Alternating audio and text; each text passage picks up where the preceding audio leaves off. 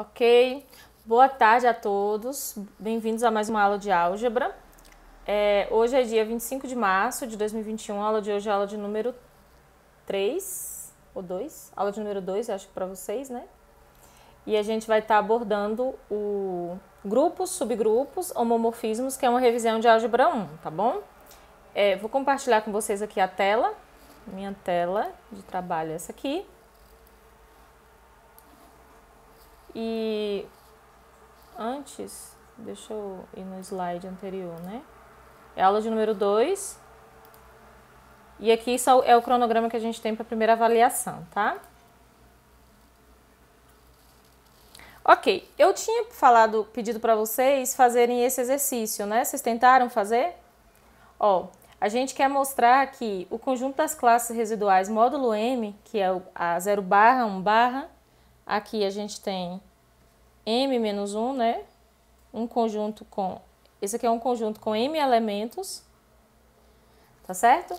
E eles representam classes de equivalência módulo a divisão por M, tá? São as classes de resto. Esses elementos aqui, sobre esses elementos aqui, a gente define duas operações. A gente define uma operação de soma e a gente define uma operação de produto. O que é a operação de soma? Eu pego a classe A e a classe B, e aí fazer a soma dessas duas classes é encontrar a classe A mais B, né? Do resultado da soma A mais B. E a mesma coisa para o produto. Na aula passada, a gente mostrou que essa classe aqui, essa soma, quando eu defino, ela é única, porque se eu pego classe, por exemplo, A igual a classe, por exemplo, a linha, barra, né? A linha fica parecendo simétrico, né? Vou colocar assim, deixa eu ver. A1 barra, e se a gente pega B e B1 barra, ao fazer a soma A mais B, eu estou determinando a mesma classe ao fazer a soma A1, B1. Então, essa soma está bem definida, tá bom? Isso a gente viu na aula passada. E aí, eu deixei esses outros para vocês mostrarem. Por exemplo, essa operação aqui, ela é associativa. Ela é associativa por quê? Porque quando a gente vai fazer a soma, por exemplo, vou colocar aqui. Quando a gente vai... Ó, isso aqui foi um teste que eu estava tentando fazer.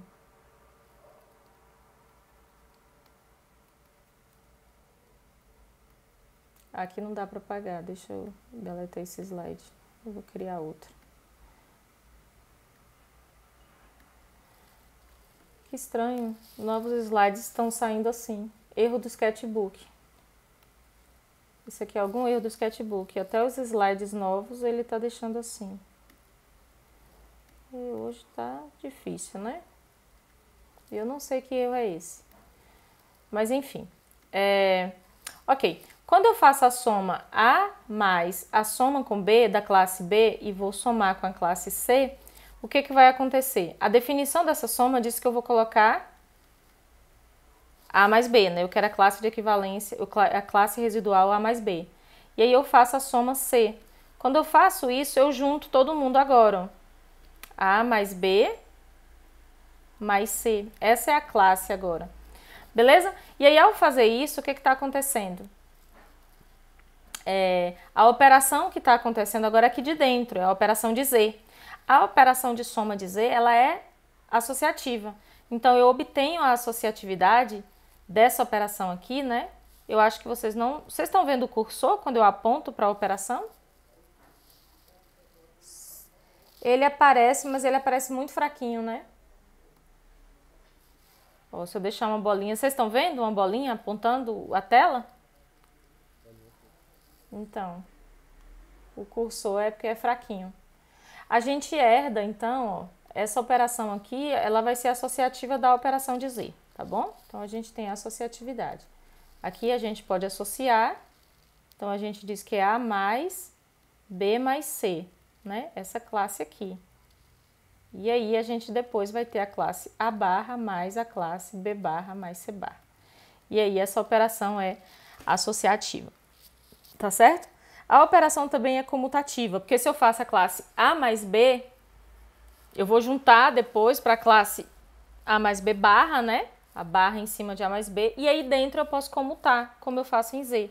Então, é a mesma classe B barra, A barra, mais a barra, tá bom? E essa classe também tem elemento neutro. O elemento neutro dessa classe é quem? É o 0 barra. Ó, o 0 barra é o elemento neutro, pois quando eu faço A barra mais 0 barra, eu vou ter o elemento A mais 0 barra. E aí, isso aqui é a mesma coisa que a barra. Tudo bem?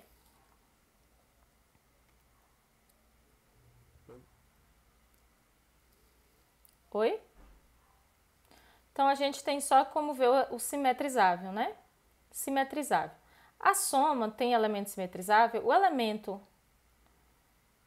neutro, ou eu tenho um elemento, por exemplo, dado... Deixa eu tentar fazer isso aqui. Peraí, deu errado.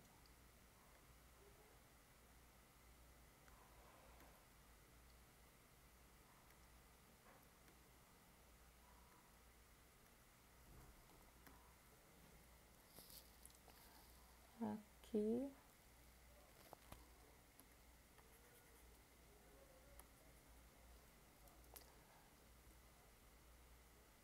Eu não sei.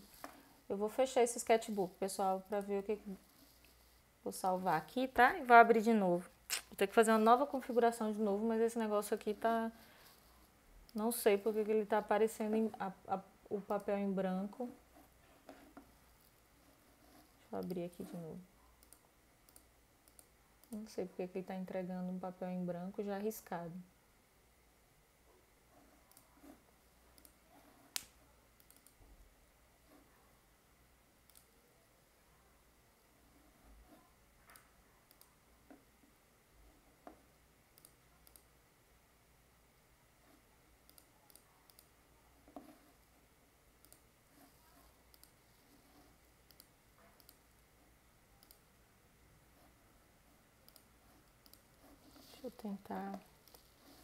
Deixa eu tentar gerar um novo.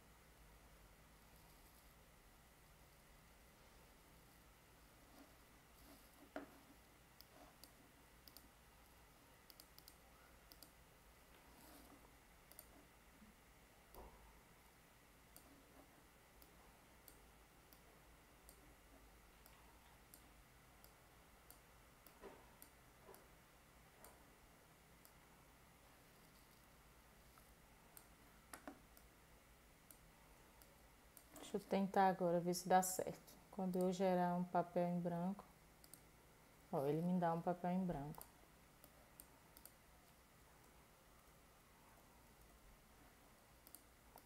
Ok. Só que não salvou o anterior. Tudo bem. Então, a gente já viu aqui que tem associatividade, né? Como tá ativa, tem elemento neutro. Vamos olhar o simetrizável da soma. Então, o que a gente tem que fazer aqui para determinar esse simetrizável? Ó, eu preciso pensar o seguinte, ó. Dado A,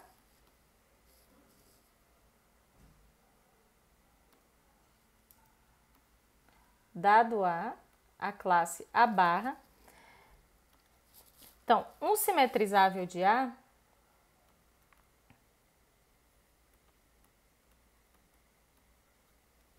o simetrizável de A barra é um elemento A barra linha, né?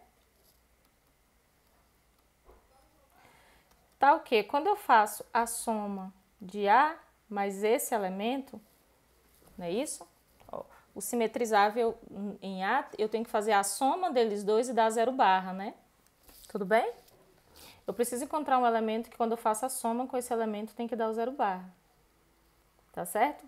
Então, isso aqui, ó, implica que esses dois elementos, e como essa soma aqui é a soma A linha barra, né?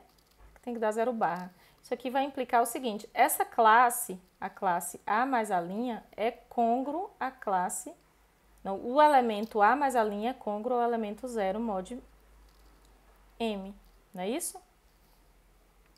Isso aqui vai implicar o seguinte, ó, que M divide essa soma. M é um elemento que divide essa soma. M ser um elemento que divide essa soma significa que essa soma é um M vezes Q, para algum Q inteiro.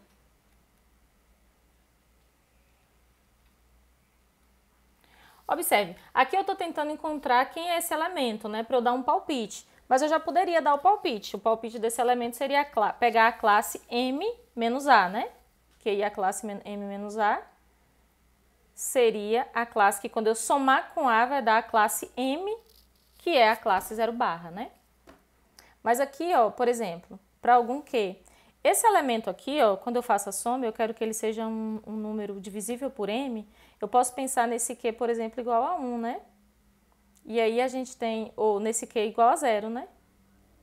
Não, deixa eu ver aqui. Eu posso pensar nesse Q igual a 1, né? Isso.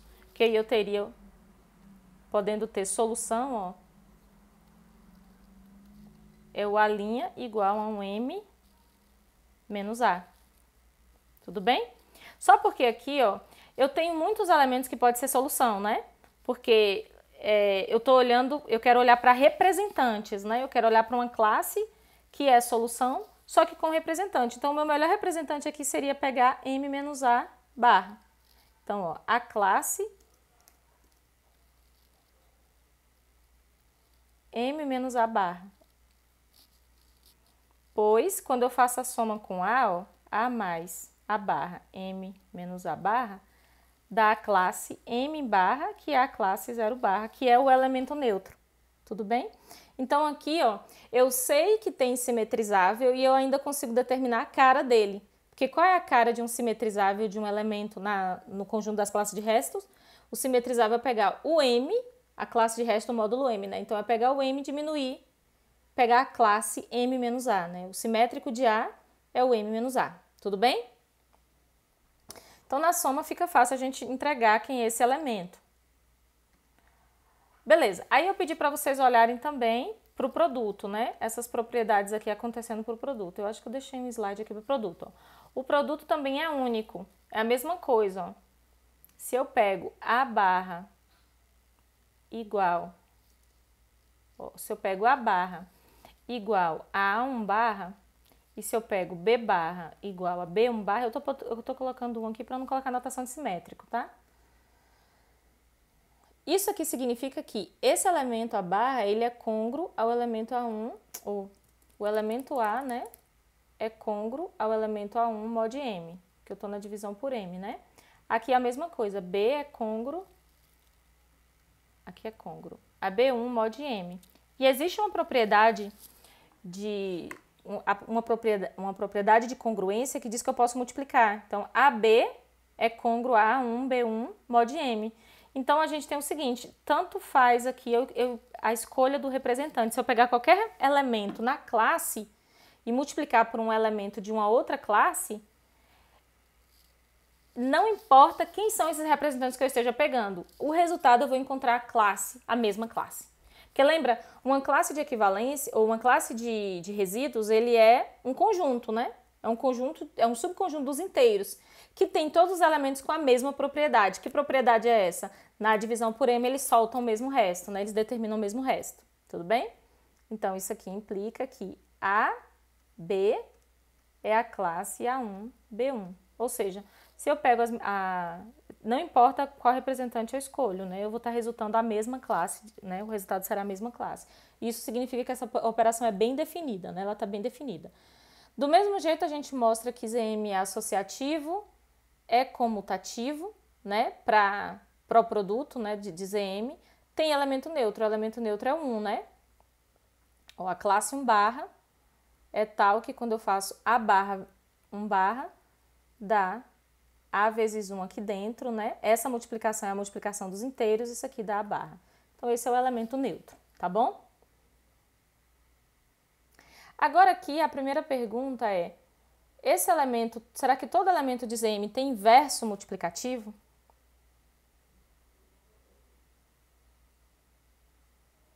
A pergunta é, dado A barra, existe B barra, né? Tá o quê? Quando eu faço a multiplicação A por B, dá 1, o elemento neutro 1.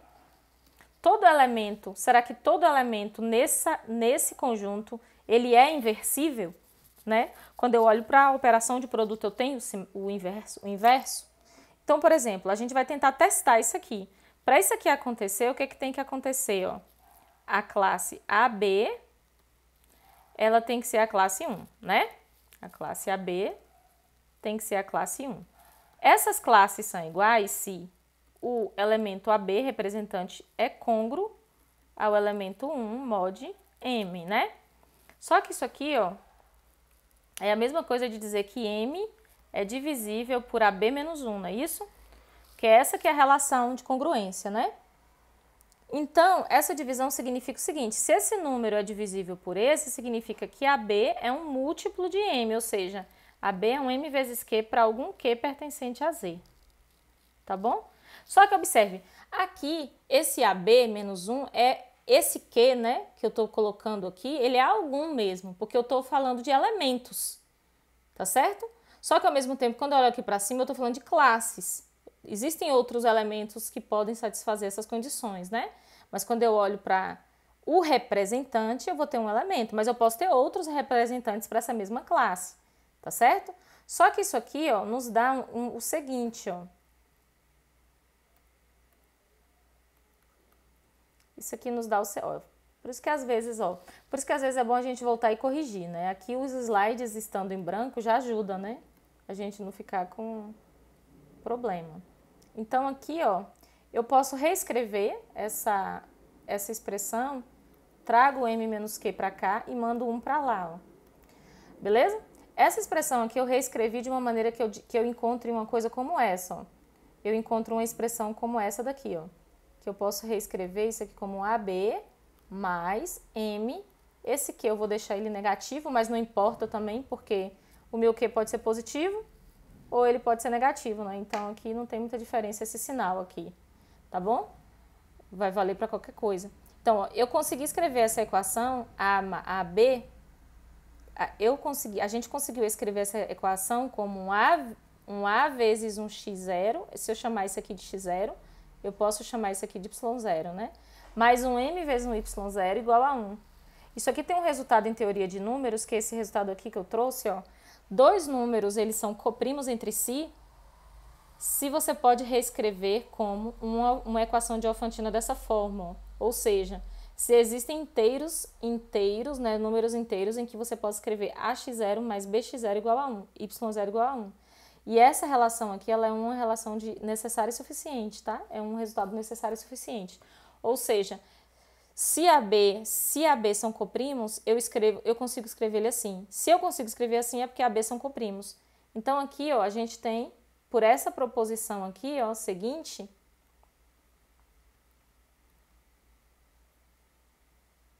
a gente tem que A tem que ser coprimo com M. Ou seja, para que A tenha inverso, para que a classe A tenha inverso nesse conjunto, esse M com A tem que ser coprimo, ou seja, eles não podem ter divisores comuns, além do 1. Os únicos divisores comuns que ele tem que ser o 1. Tudo bem? E esse resultado aqui, ele é necessário e suficiente, ó. Se a gente também tem isso aqui, significa que tem que ser coprimo entre si. Então, eu posso utilizar essa mesma equação, essa mesma relação e mostrar o seguinte, ó. Se A é coprimo com 1, tá? Do mesmo modo, se A, ou é coprimo com 1, não, é coprimo com M, temos pela proposição seguinte, ou seja, é a mesma coisa, eu posso reescrever essa expressão como uma expressão AX0 mais MY0 igual a 1. E aí eu jogo de novo a questão de congruência e eu chego na relação de que A vai ter inverso, tá?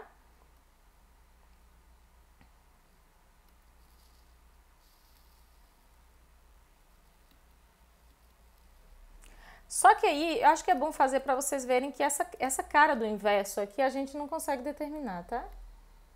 Ó, se A, então, pela mesma proposição, AX0 é igual mais MY0 é igual a 1, não é isso? E aí, isso aqui vai indicar para alguns não.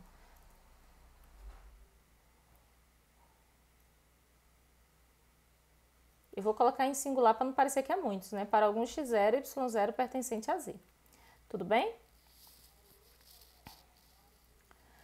Cadê? Eu tô aqui, ó. Então, o que significa isso aqui, ó? Significa que eu vou ter... aqui eu posso arrumar o AX0, ó. Eu posso arrumar AX0 igual a 1 menos MY0, né? A mesma coisa, 1 mais M menos Y0, né? Eu posso fazer isso. Tudo bem? Eu quero chegar nessa expressão aqui, ó. Não, melhor fazer assim. É melhor escrever em função de 1, né? Então, aqui...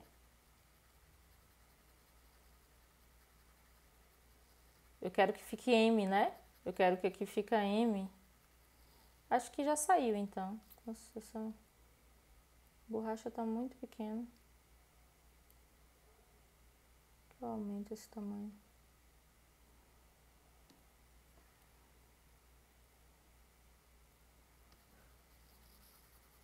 Então, aqui, ó, a gente quer escrever menos 1, né? Eu tenho que passar o 1 para cá e passar o M para lá. Que aí eu escrevo como um produto ideal aqui, né? Então, aqui, menos M, menos MY0 igual a 1, né? Ou é menos 1.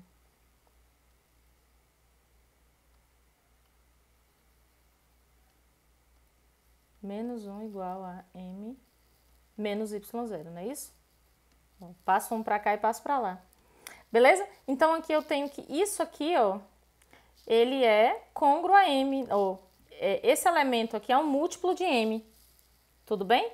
Esse elemento aqui sendo um múltiplo de M, a gente pode pegar, então, o Q, né? Como ele é um múltiplo de M, eu posso pegar igual a 1, e então eu tenho, de fato, que ele tem inverso, né? O AX0 igual a 1. Que é isso que eu queria, ó. Se a M é igual a 1, eu quero provar que ele tem inverso. Então, o inverso vai ser o x, né? O x que satisfaz essa equação é o seu inverso.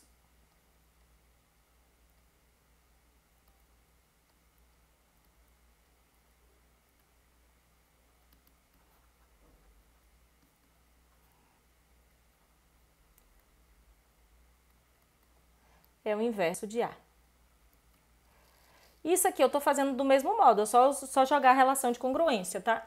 E aí, então, a gente tem o seguinte, mas aí a gente pode se perguntar o seguinte, será que tem outros elementos? Porque eu posso estar com M, um número, por exemplo, 50. Se M for igual a 50, será que quando eu encontrar o inverso de um elemento, eu preciso procurar por outro? Não, a gente já sabe que o elemento inverso, ele é único, né? Então, existe a unicidade do inverso. Então, quando você encontrar ele, é ele que é o inverso na classe ZM. Lembrando que há menos de representante, tá? Então, por exemplo, ó, vamos dar um exemplo aqui. Eu pego o Z5 aqui e vou pegar o Z4 e vou pegar o Z5, ó. Então, o Z4 é 0 barra, 1 barra, 2 barra, 3 barras, ou 3 barras, né? 4 elementos. O Z5 é o 0 barra, 1 barra, 2 barras, 3 barras e 4 barras. Tudo bem? Só que aqui, se eu olhar para isso aqui como eu quero olhar para um grupo como um grupo multiplicativo, eu esqueço o zero, tá? Então aqui a gente tira o zero. Se a gente quiser só olhar para a multiplicação, por exemplo. Quais desses elementos têm inverso multiplicativo? No Z4, ó. Quem são os inversíveis do Z4? A gente escreve assim, ó. Os inversos do Z4. Eu vou colocar Z4 estrela, né? Para eu tirar o zero. Quais são os elementos inversíveis no Z4?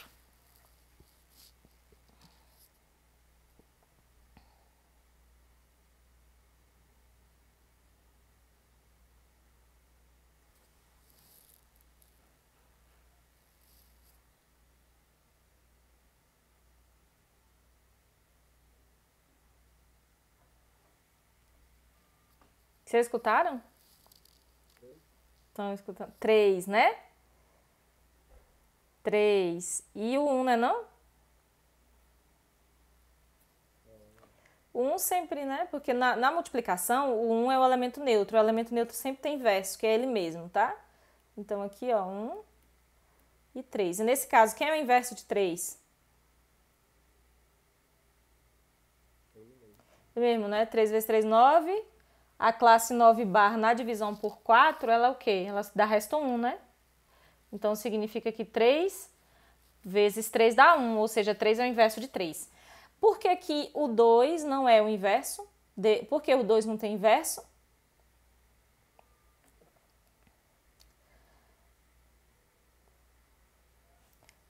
Então, ó, por essa condição aqui, ó, diga.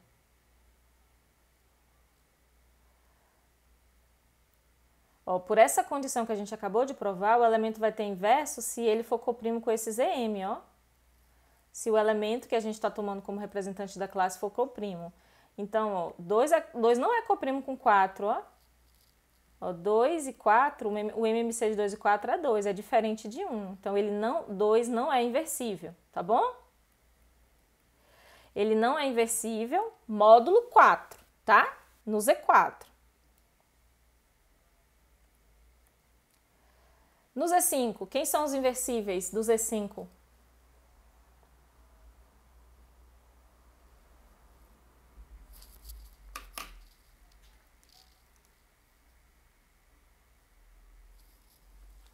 Nem um palpite? Todos, por quê? Basta olhar que 5 é primo, né? 5 é primo. Se 5 é primo, significa que todo mundo é coprimo com ele, né? 5 só tem como divisor o 5 ele mesmo, né? Então, todo mundo abaixo de 5 aqui é coprimo com ele, tá bom? Então, 1, 2, 3 e 4. Todos os elementos do Z5 são inversíveis. Então, a gente pode afirmar aqui, ó, todos os elementos de Z5, e aí eu vou colocar Z5 já com estrela, né? Porque eu quero pensar nele como um grupo, são inversíveis. Aí a gente pode falar o seguinte, lembra, Matheus, na aula passada que a gente botou estrela no Q? A gente não precisa se preocupar com essa estrela, porque quando eu faço a multiplicação, por exemplo, 2 vezes... Quando eu faço a multiplicação... Existem multiplicações aqui de classes, né? Aqui nem tanto, né? Porque aqui não vai dar 5 nunca, né? Então eu posso ignorar o zero mesmo. Mas aqui em cima eu não posso ignorar o zero, porque quando eu faço 2 mais 2 dá o zero, entendeu? 2 vezes 2 dá o zero. Então, às vezes, a gente coloca, porque é um grupo de 4 elementos, né? Vai ter que ser, é um conjunto de 4 elementos.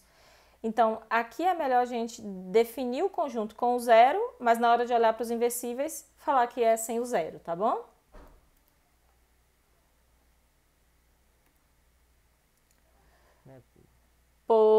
Porque eles são, pois 5 vezes m é coprimo para todo m menor que 5, igual a 5. Menor, né? Igual não. Tá bom? Então, todos os elementos aqui são inversíveis, tá bom? Aqui é melhor nem ser m, né? Porque para não confundir com a classe, é melhor colocar n aqui. Entendeu? Entendeu, Laiane? Como olhar? Então, vamos lá. Uma pergunta que eu posso fazer. Entendeu, né? Uma pergunta, então, Z4. O Z4 é um grupo? Sim ou não?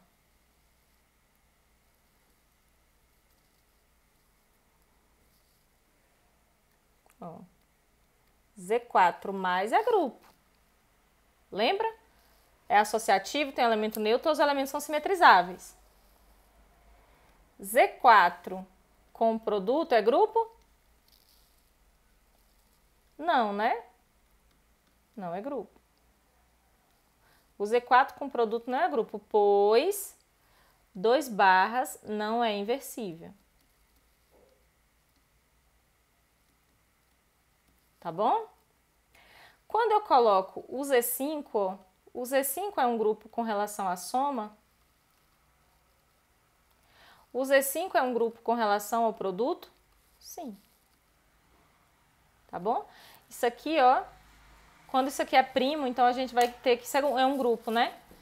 Quando o N é primo.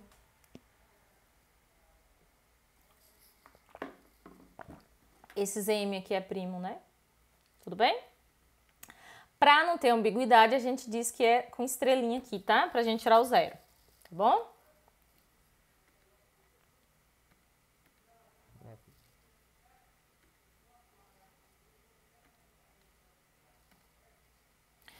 Tá, aí eu quero introduzir para vocês o conceito de potência, tá? Num grupo eu posso escolher um elemento, ó, dado um grupo, eu escolho um número natural n, tá certo? E eu defino a potência nesse grupo. Aqui eu não quis definir recursivamente, não. Eu coloquei recursivo, mas eu não quis fazer uma definição recursiva, tá? Eu quero definir dessa forma. O que que acontece, ó? A potência de G. Então, isso aqui é uma definição, tá? A potência de G elevado a zero, se eu pego esse N igual a zero, G elevado a zero é igual ao elemento neutro. Isso aqui é o E elemento neutro, tá? De G.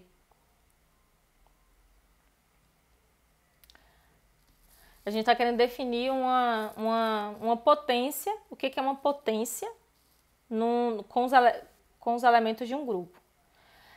O que significa fazer G elevado a N, né? É a mesma coisa de fazer a multiplicação por G N vezes. E o que é fazer G elevado a menos N? É fazer a multiplicação do inverso de G N vezes. Lembrando que como G é um grupo, E pertence a G. Se G pertence a G, então o inverso também pertence a G. Então, a gente tem a garantia dos dois aqui, tá bom? Beleza? Isso aqui é uma definição de potência. Essa definição de potência, ela ajuda-nos a provar, né? Aí, a partir dessa definição, a gente tem como mostrar. E eu já coloquei a proposição mostrando no grupo, né? A gente tem como mostrar, por exemplo, que a gente pode também somar, né? Recorrentemente essas potências. Então, eu posso pensar num produto da potência GAN e GAM, que é a soma. Isso aqui a gente pode provar por indução, tá? Indução e propriedades. Indução e propriedades. Pela própria definição também. E a gente pode definir uma potência de potência. Sabe como a gente faz lá nos números, quando a gente fala multiplicação de potência de mesma base, conserva a base e soma os expoentes?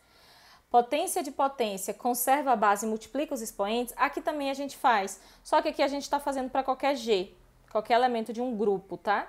Lembrando que aqui eu estou fazendo uma definição para um elemento de um grupo, tá bom? O que acontece? A partir dessa definição aqui, a gente pode dizer o seguinte, ó. Se eu pego... É porque aqui eu já juntei proposição com uma coisa. O que eu queria mostrar era isso aqui, ó. Essa proposição aqui é outra que vai vir daqui a pouco, tá? Se eu pego um elemento de G e eu olho para todas as potências dele, todas as potências desse elemento, então eu gero um grupo. É nisso que a gente quer chegar. E aí esse grupo que a gente vai chamar de cíclico, né? Então, ó, o que é a potência se eu estiver falando de um grupo aditivo? Lembrando que aqui a gente usou a notação multiplicativa. Então, se eu estou utilizando a notação multiplicativa, eu estou falando de um grupo com respeito à multiplicação, tudo bem? Só que aqui o que eu quero é mostrar o seguinte: se o grupo for aditivo, Como que é a potência? Ó, se o grupo for aditivo, eu não falo de potência, eu falo de múltiplo. Porque o que eu estou fazendo é somar G mais G mais G N vezes, tudo bem? Então, aqui seria o N vezes G. Então, a gente tem N vezes G desse jeito, né? 0, se N for 0, né? Ó, 0 não. É o 0, né? Porque aqui é o elemento neutro da multiplicação, né? Por que eu coloco E? Porque para eu não confundir esse elemento neutro, que é o 0 do grupo, com o 0 natural, tá? Porque podem ser coisas diferentes. N igual a 0. N maior que 0, a gente tem essa definição recursiva, né? E se a gente tem N menor que 0, a gente tem essa outra definição. Eu não vou fazer essa definição recursiva não, tá? Assim já é de bom tamanho.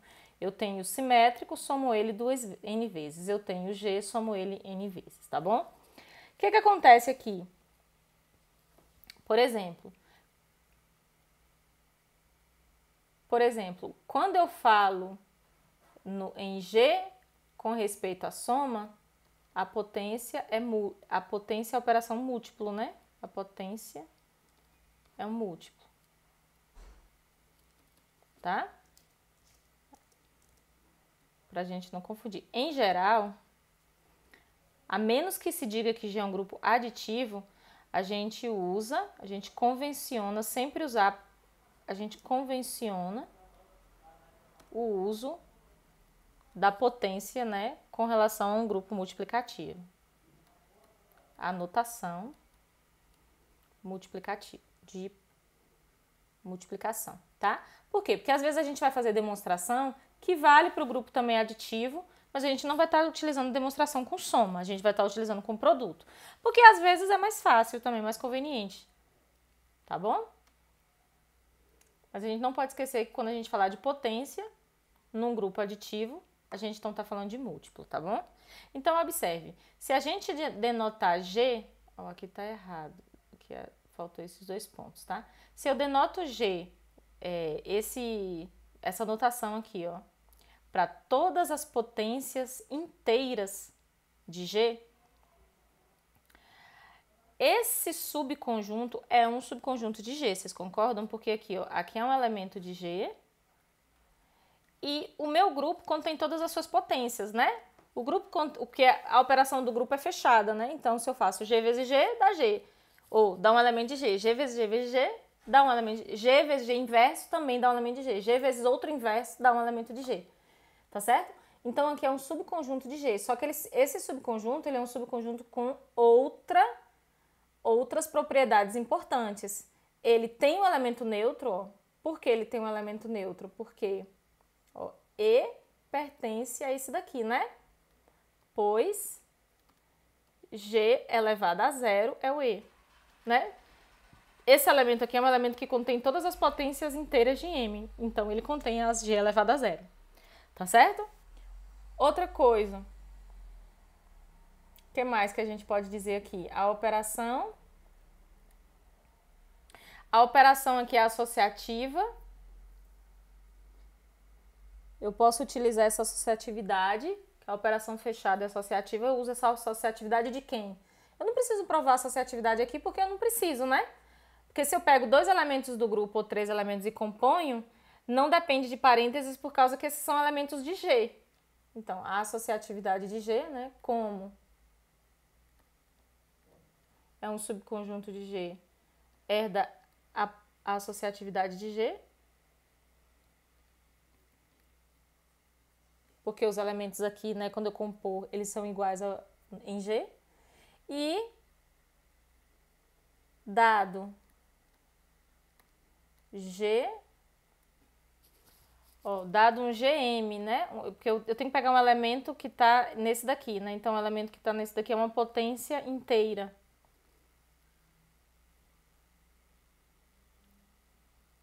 O que a gente pode dizer que é esse GM aqui, ó?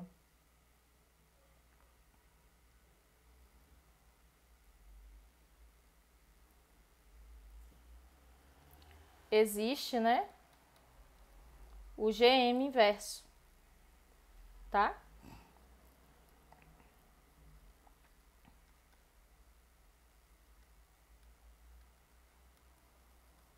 é o elemento neutro, tá? Que é o elemento neutro. Tudo bem? Porque, ó, esse M inverso aqui, ó, ele é esse elemento aqui, né? M inverso. Pelo quê? Pela proposição anterior. Essa proposição aqui, ó, potência de potência, né? Então, se eu pegar esse daqui menos 1 no inteiro, ele vai entrar para multiplicação. Tudo bem? Então, dado um elemento daqui, eu tenho o inverso. Eu tenho associatividade, tenho que a operação é fechada. Por que a operação aqui é fechada? Se eu pego qualquer elemento aqui, por essa propriedade, né, a potência, Gm com Gn, ó, a operação é fechada porque dado Gn e Gm pertencente a G, quando eu faço esse produto Gn, Gm, isso aqui dá Gn mais M, que pertencente a G não, tá? Pertencente ao gerado por G. Gerado por G. Isso aqui também tá em G. Tudo bem? Então, ó, a operação é fechada, tem elemento neutro, todos os elementos são simetrizáveis. Então, esse elemento tem estrutura de grupo, tá certo?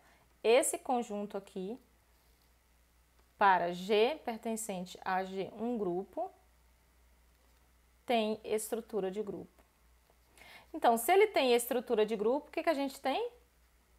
Que a gente viu na aula passada, definição de subgrupo, né? A gente pode dizer que isso aqui é um subgrupo, né? Subgrupo de G, tá certo? Porque ele tem uma estrutura de grupo e ele é um subconjunto de G, tá certo? Então, ele é um subgrupo de G e é chamado de cíclico. Por que é cíclico? Cíclico é o subgrupo gerado por um elemento, tá bom? Todo grupo gerado por um elemento a gente chama de cíclico. Então, esse daqui é um grupo cíclico, tá? Então, a gente pode definir, ó, o grupo cíclico é aquele que é gerado por um único elemento, ou seja, que só possui um elemento com todas as suas potências. Então, a gente denota, por exemplo, G gerado por um elemento, só que aqui, ó, esse elemento aqui, quando a gente estava definindo lá, a gente estava definindo o elemento como um elemento de um grupo, tá bom? Mas aqui a gente tem todas as potências, tem a associatividade e tem todos os elementos simetrizáveis, tá bom? Então a gente chama de cíclico. Tá certo? Pode falar. E essa proposição que a gente já mostrou, né? Se G é um grupo, Gzinho um elemento de G, o gerado por esse elemento é um subgrupo de G, tá bom? Então, ó, isso aqui é um subgrupo cíclico. E a gente diz que G gera esse subgrupo e a gente denota como gerado por G, tá bom? Significa o seguinte, significa que só o G, o elemento G, ele é suficiente para ele me entregar todo mundo do grupo, tá? Todos os elementos do grupo eu determino a partir de um elemento só, de um elemento só e da operação desse grupo. Alguma dúvida até aqui?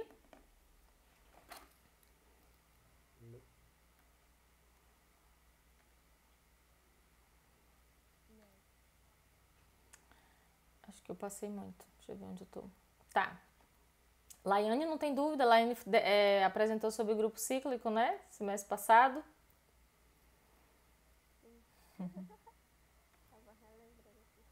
A gente ainda não vai ver aquelas propriedades mais aprofundadas não, tá? Porque tem uma parte do nosso assunto que é só sobre grupo cíclico. A gente vai ter uma aula, deixa eu ver se ele tá aqui. Não, ele tá para a prova 2, tá? A gente vai ter uma aula só de grupos... Ah, tá aqui, ó. A gente vai ter uma aula só de grupos cíclicos, tá? Então, hoje eu não vou abrir aqueles teoremas, não. Beleza? Que é só para a gente já ir pensando sobre ele. Ó, o inteiro, o grupo dos inteiros, ele é um cíclico, um gerado, né? Ele é um gerado por um. E o elemento gerador é o elemento 1. Então, se a gente olhar para Z, ó, Com 1 e a soma, eu obtenho todos os elementos. 1 mais 1, 2.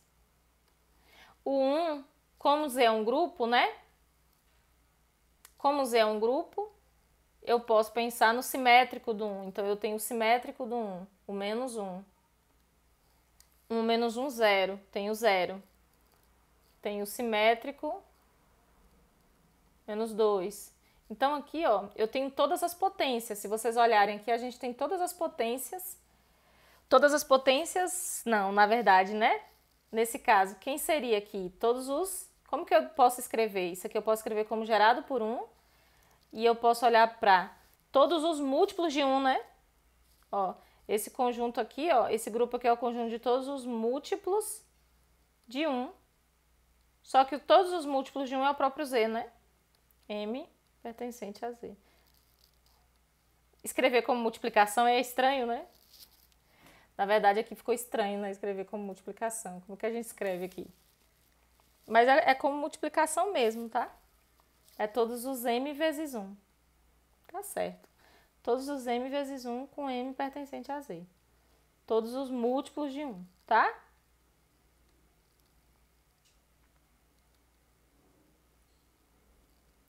E a gente tem um outro grupo, por exemplo, os múltiplos de 2, ó. Os múltiplos de 2, o 2Z. O 2Z, ele é um grupo... gerado por quem? O que vocês acham? Quem é o gerador de 2Z? Ó, aqui já tem na minha pergunta, né? Gerado por 2, né? 2 mais 2, 4. 2 menos 2, 0. A gente tem todo mundo aí. Tá bom? 2M, né? M inteiro. E aí, 2Z? 2Z tem estrutura de grupo. E 2Z é um subconjunto de Z. A gente pode dizer, então, que 2Z é um subgrupo de Z?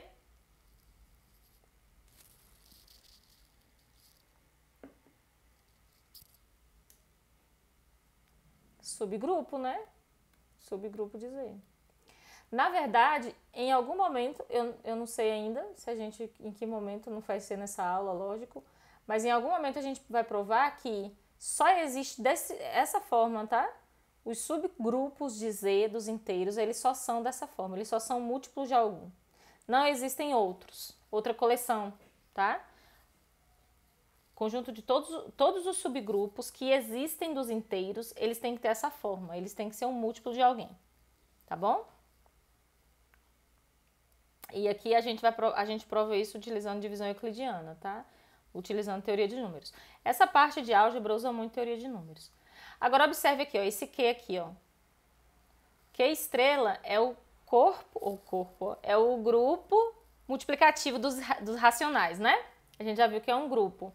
Se a gente pega esse conjunto aqui, ó, de todas as potências de 2, todas as potências inteiras de 2, a gente tem uma estrutura de grupo, vocês concordam? E é um grupo multiplicativo. Esse grupo é um grupo multiplicativo gerado por 2, ó. 2 a 0, 1. 2 a 1, 2. 2 a 2, 4. 2 a 3, 8. Então, a gente vai ter aí esses não são os múltiplos de 2, né? São todas as potências de 2 e seus inversos. Tudo bem?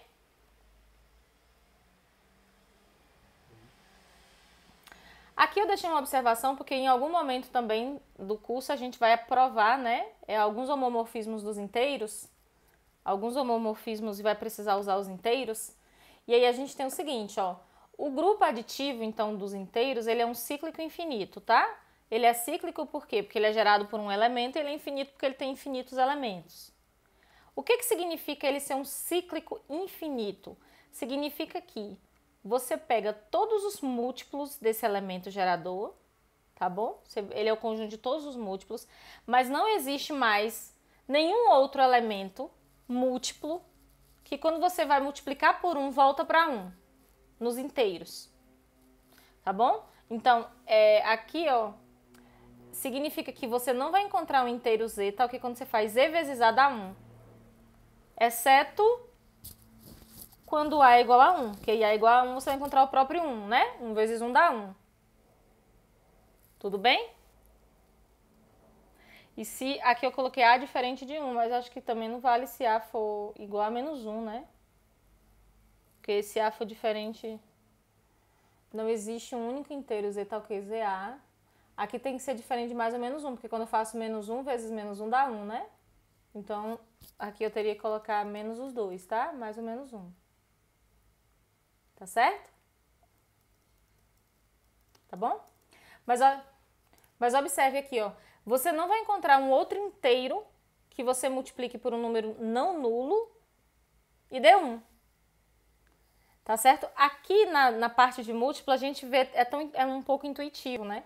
Mas se a gente fosse olhar para a notação de potência, por exemplo, G a 0 é o elemento neutro, G a 1, G a 2, G a 3.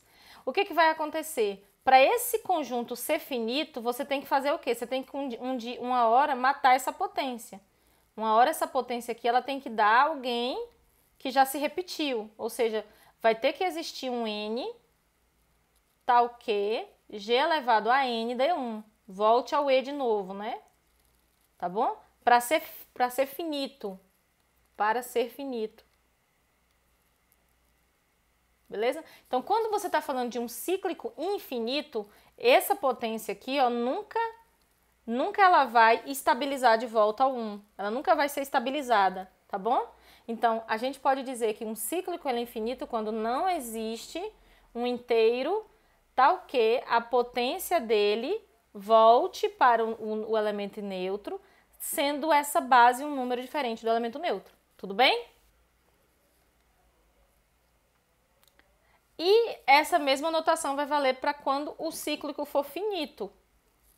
O cíclico é finito quando existe tal potência, tá bom? Então, por exemplo, ó, esse conjunto aqui, esse grupo aqui, ó, Z4, com a soma, ele é cíclico. Vocês concordam ou não? Ele é cíclico. Por que ele é cíclico? Vamos botar aqui, ó, 0, 1, 2 e 3. Ó, ele é cíclico. Esse daqui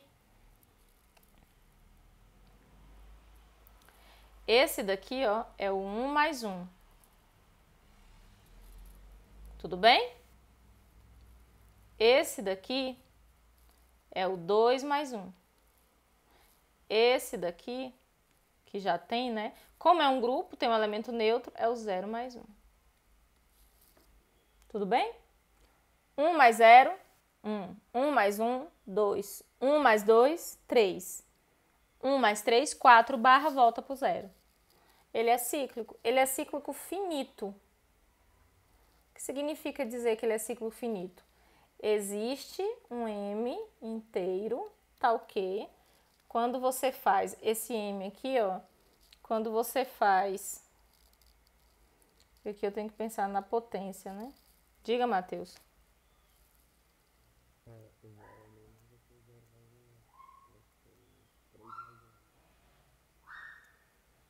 3 mais 1, exato. Para voltar pro 0, né?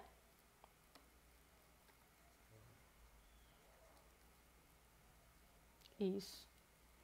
Isso. Aí, quando a gente chega aqui, ó, a gente vai ter o 3, porque esse daqui já é o 3, né? Tá certo. É porque aqui eu tava fazendo, na minha interpretação, eu já tava considerando que por ser um grupo tinha que ter o 0 barra, mas eu preciso mostrar quem é o 0 barra, né? 3 mais 1.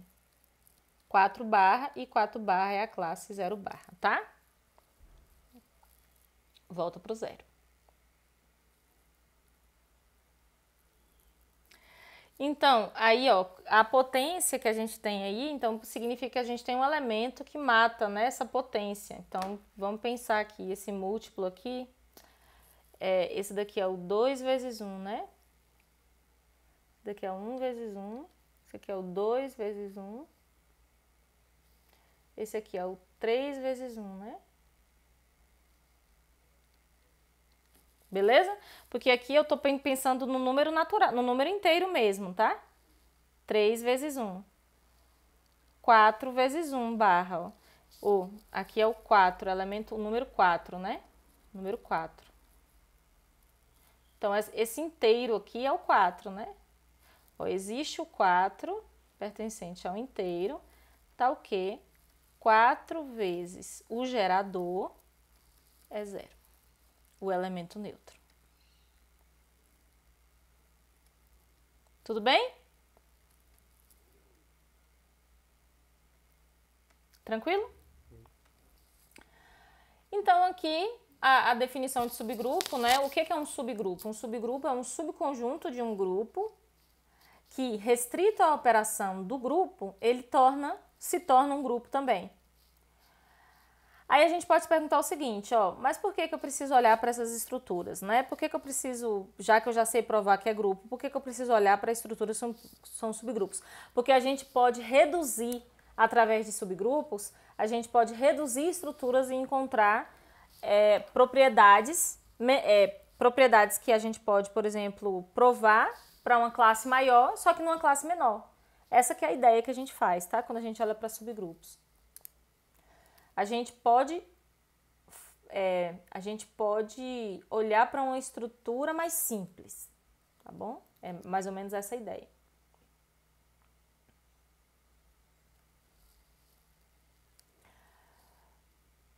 Aqui é uma observação, mas aqui eu já tinha colocado, né? Restrita, é chamado um grupo. Aqui eu não tinha colocado, né? Mas aqui ele tem que ser um subgrupo restrito à operação de G, tá?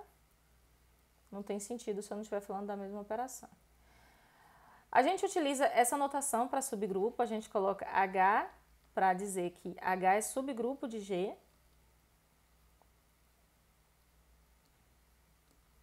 E a gente utiliza essa notação aqui, ó, sem o igual, para dizer que H é um subgrupo próprio. O que significa ser próprio?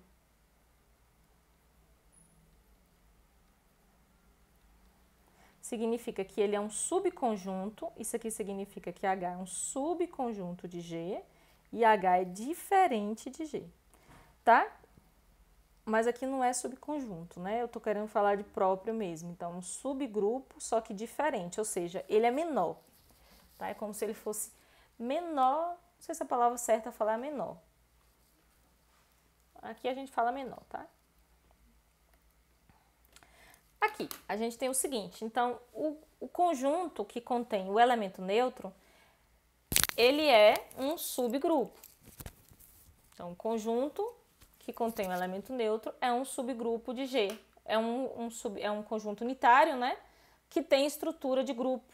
Por quê? Porque o elemento neutro, ele tem tudo que a gente precisa, né?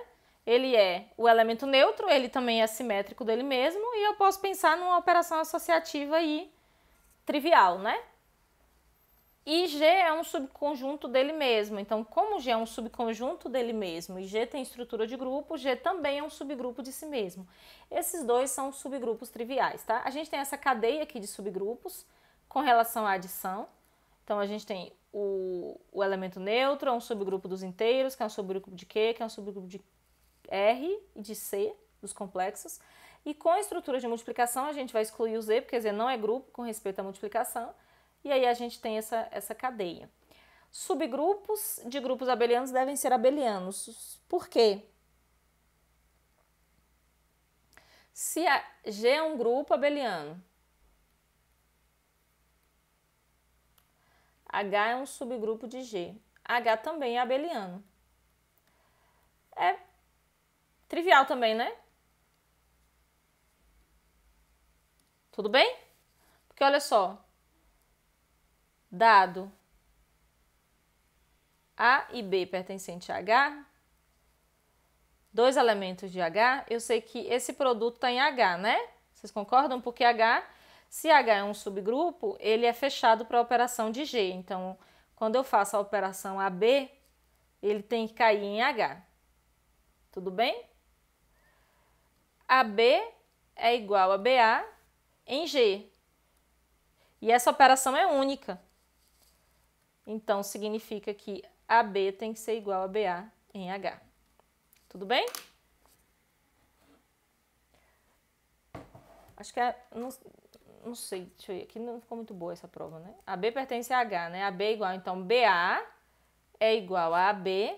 Como AB pertence a H, então isso aqui é igual também a H. Mais ou menos assim, ficar melhor.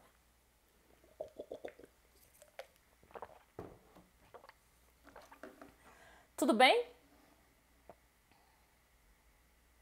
Aí a gente pode fazer uma outra pergunta, né? Mas essa pergunta aqui é uma pergunta sobre cíclicos, né? Que a gente pode responder quando a gente vai falando, trabalhando na seção de cíclicos. Subgrupos de grupos cíclicos, será que vão ser cíclico também? Se eu tenho um grupo cíclico, será que o seu subgrupo é cíclico? Qualquer subgrupo também é cíclico ou não? Não precisa ser. O que vocês acham?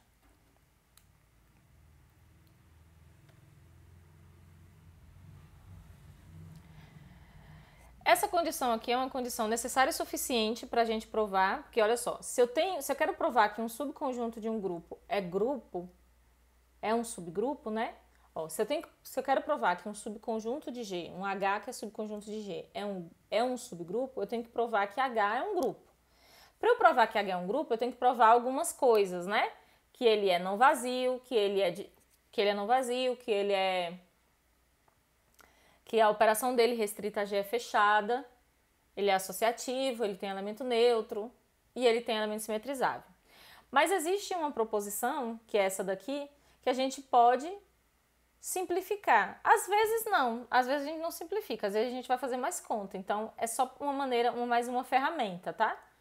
Ele pode simplificar essa prova de que H é um grupo, porque como eu estou olhando para H agora com referência de G, que já é um grupo, então se eu provar que H é não vazio e que H contém esse composto, toda vez que esses dois elementos estão em H, então a gente já mata aí que H é um subgrupo, né? É um grupo em si mesmo, né? Ou seja, é um subgrupo de G. Então, por exemplo, ó, essa ida aqui é fácil, né? Ela é óbvia. Eu não gosto, a palavra óbvia é muito estranho, né? A gente ficava escrevendo em matemática. Se H é um subgrupo de G, o que significa? H é grupo, né? H é grupo restrito à operação de G. Isso é a definição de H ser subgrupo.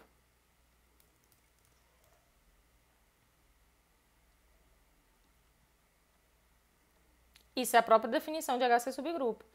Tudo bem? Então aqui, ó, vale que o elemento neutro está em H, logo H é não vazio. E vale que, dado H1 e H2 pertencente a H, esse produto está em H. Por quê? Porque, ó, se esses dois elementos estão em H, o inverso está. E a operação também é fechada, então o produto está em H. Tudo bem? A volta, para a gente provar a volta, é mais complicado, porque a gente vai usar só isso aqui e a gente tem que mostrar que H é um subgrupo, ou seja, a gente tem que mostrar que H é não vazio, H tem aqui já é não vazio de hipótese, né? H tem elemento neutro, todo elemento tem simetrizável, a operação é associativa e é fechada, tá? E é interessante porque fazer essa prova aqui, a primeira coisa que a gente tem que mostrar é que tem o elemento neutro, tá? Pra gente mostrar depois que também tem o elemento simetrizável e fazer outras provas também, tá? Então, por exemplo, ó, a hipótese é que se H é não vazio e dado H e toda vez que H1 e H2 está em H, implica que H1 vezes o H2 inverso está em H. Beleza? Ok? Então, se isso aqui acontece, a gente já tem o seguinte, ó. A gente tem que H vai ter elemento neutro. Então, a primeira coisa, H tem elemento neutro.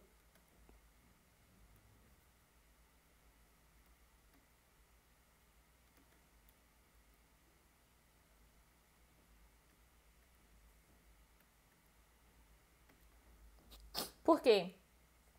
Como H é não vazio, a gente toma um A pertencente a H. Tudo bem? Ok? Ó, A pertence a H, mas A também pertence a H. Só vou repetir para ficar redundante, né? Então, ó, eu tenho A e A pertencente a H e vale que A inverso está em H, pela definição, né? Ou pela hipótese, né? A minha hipótese, pela definição, eu estou falando pela hipótese, eu estou escrevendo pela definição. Pela hipótese. Ó, pela minha hipótese, toda vez que eu tenho dois elementos em H, eu tenho o produto de um com o inverso do outro. Então, toda vez que eu tenho A, eu tenho o produto de A pelo inverso de A. Observe, ter o produto de A pelo inverso de A ainda não me garante que eu tenho inverso. Vocês concordam? Ainda não me garante que eu tenho inverso de A em H. Ou não?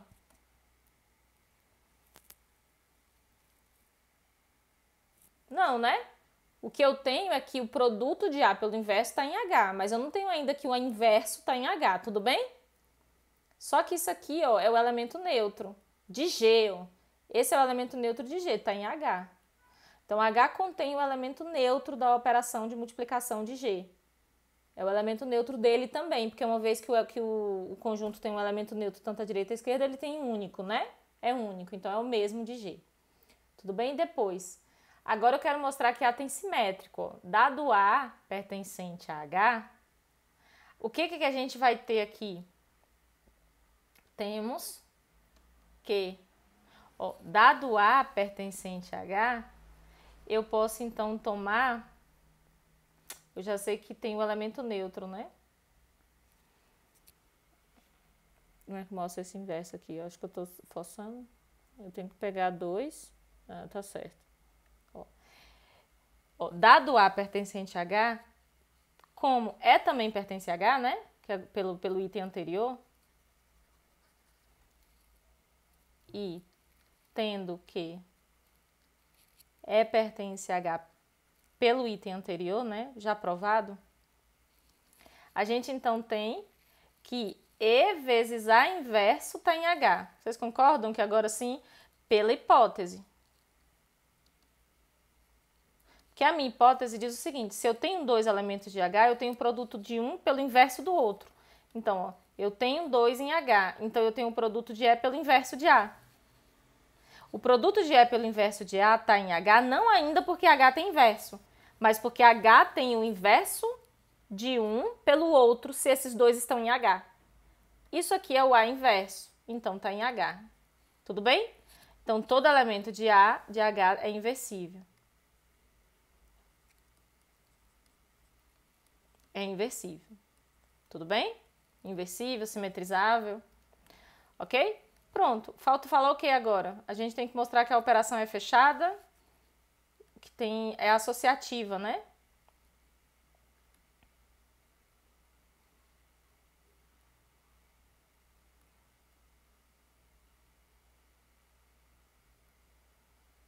Aqui, ó, não precisa ir muito longe, né? A associatividade é, ó, como H é um subconjunto de G, tudo bem? Restrito à operação de G. Deixa eu ver se é essa hipótese que eu tô pegando, né? Eu tô pegando a hipótese que aqui eu tenho que aqui eu não coloquei, mas eu tenho uma hipótese maior aqui que tá dizendo que H é um subconjunto, tá? De G, senão não iria chegar nisso aqui não, tá? H é um subconjunto. Restrito à operação de G, a operação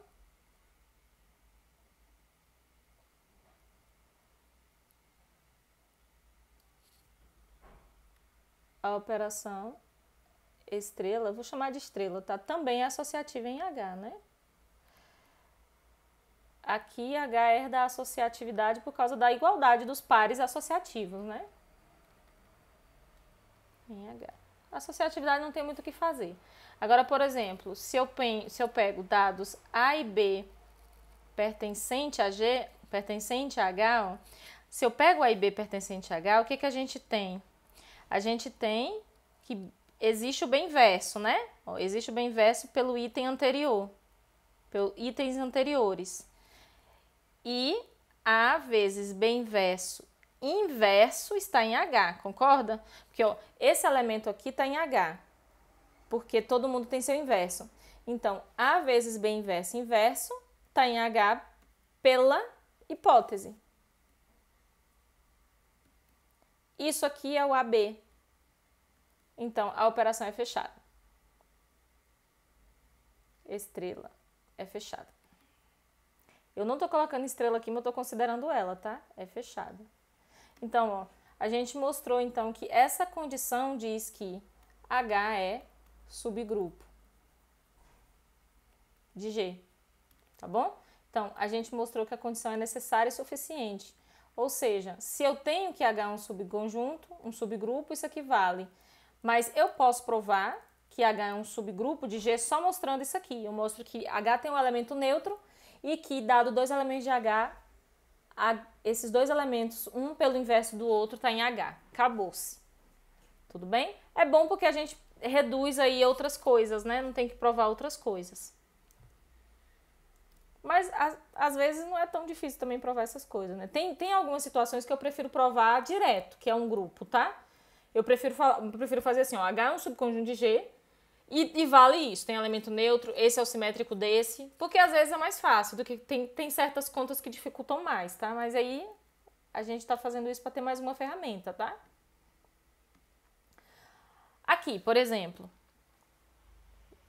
o conjunto H de todos os... Lembra que eu falei que o conjunto dos múltiplos de um número inteiro é um subgrupo de G? Ou é um subgrupo dos inteiros? Vamos pensar nesse conjunto aqui, ó, conjunto de todos os múltiplos de M. Então, M é um número inteiro e eu quero pegar todos os múltiplos inteiros de M.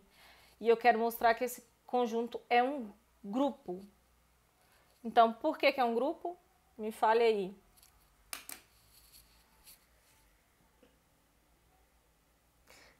À medida que vocês forem falando, eu vou repetindo, tá? Pra sair no vídeo, porque a voz de vocês não sai aqui na gravação. O que eu tenho que fazer primeiro para mostrar que H é um subgrupo de Z dos inteiros?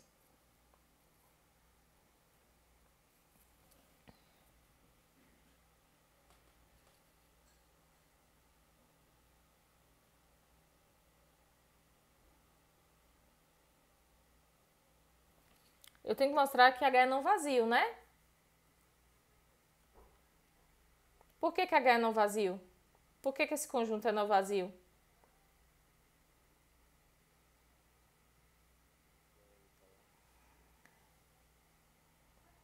Poderia pensar também, né?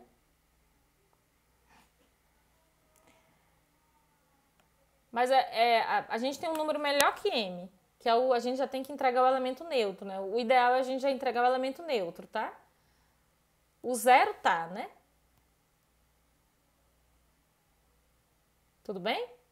Porque, ó, o zero tá aqui, ó. Zero pertence a Z e 0 vezes M, lembra? A potência de M é zero. Esse elemento aqui, ó, vou botar assim, 0 é igual a 0 vezes M. Beleza? Esse elemento tá em H. Porque, ó, eu só sei que ele tá em H porque ele tem essa forma, ó. Ele é um elemento inteiro vezes M, né? Tudo bem?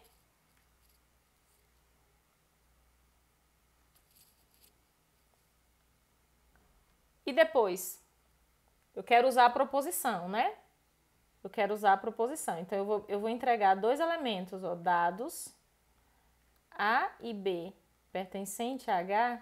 A gente tem que mostrar que A, em notação aditiva, vamos lá. Isso aqui é em notação aditiva, né? Em notação aditiva, ó. Em notação aditiva, como que eu mostro, como que fica essa proposição em notação aditiva, ó? Ó, em notação multiplicativa, ó, vou botar aqui em cima, multiplicativa, a gente quer que H1 vezes H2 inverso esteja, né? Em H. Em notação aditiva, como ficaria? Porque em notação aditiva eu não estou falando da operação produto. Eu estou falando da operação soma. Então, eu não estou falando de inverso. Eu estou falando de simétrico. Então, que teria que ser H1 menos H2, né? Tudo bem? É a soma pelo simétrico, né? Tudo bem? Então aqui tem que ser desse jeito. Ó, se A pertence a H, A é da forma Z1M. Se B pertence a H, B é da forma Z2M, né? Z1 pertencente a Z e aqui Z2 pertencente a Z. Tudo bem? Então, ó, eu tenho que fazer A mais menos B, ó. Quem é A mais menos B? É o Z1M mais menos B vai ser quem aqui? Menos Z2M, não é isso? Só que eu posso escrever isso como Z1M mais menos Z1M, ó. E isso aqui, ó, eu posso colocar em evidência. Lembra que vale a distributiva? Peraí. O que eu tô fazendo aqui agora? A gente não mostrou isso, né? Como é, Matheus?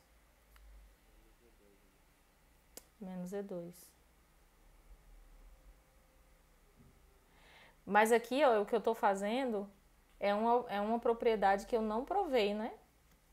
É a propriedade de potência aqui, ó, que se a gente ajustar ela para multiplicação, ó, essa propriedade aqui a gente precisa ajustar ela, ó. Se a gente colocar isso aqui na notação aditiva, como fica? Aí a gente vai falar da distributividade, né? Ó, a gente tem NG mais NG, né? Isso aqui vai ser a mesma coisa de fazer. Dica, gata.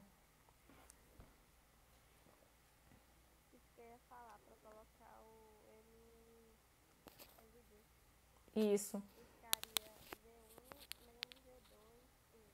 Isso. Mas a gente só pode fazer porque por causa disso aqui, né? Essa distributividade vale dessa definição, né?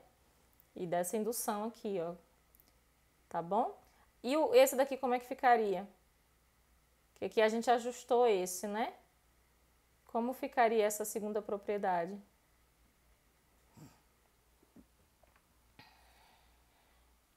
Aí é produto, né? Porque aqui é o produto agora, porque, ó, eu teria que fazer o produto NG vezes o produto MG, não é isso? Aí esse produto aqui, só que esse produto aqui tá estranho, peraí, não é N não. Porque aí eu vou ter que repetir o G duas vezes, né? Eu quero manter. Eu quero fazer M vezes NG, não é isso? Pronto, isso aqui é a mesma coisa aqui. Pode falar, Matheus. Isso, Matheus. O Matheus já colocou aqui. Isso. Ela é a ideia do é como se eu tivesse aquela ideia de espaço vetorial, né? Aqui eu tô com os dois escalares e esses escalares eles podem percorrer o produto. É isso que essa propriedade quer dizer, tá bom? Muito bem. Obrigada. Então aqui vai ficar Z1 menos Z2 vezes M. Pronto, esse elemento aqui está em H, né? Então a gente provou pela proposição que H é não vazio e que dados dois elementos, o composto de um pelo inverso do outro, ou simétrico do outro, está em H. Tá bom? Então, pela proposição. Então ficou fácil, né? A gente só precisou provar duas coisinhas. H é subgrupo de G. Tudo bem? Pela proposição anterior e por os dois itens, né? I e 2i, né? I e 2i da proposição anterior. Ah, não. Sketchbook tá... Gente do céu. Pera aí, gente. O meu sketchbook quer fechar e ele não vai salvar. Deixa eu ver aqui. Tomara que eu não perca todas as notas. Que estranho, hoje ele tá apresentando bastante erro. Nunca aconteceu. Travou aqui.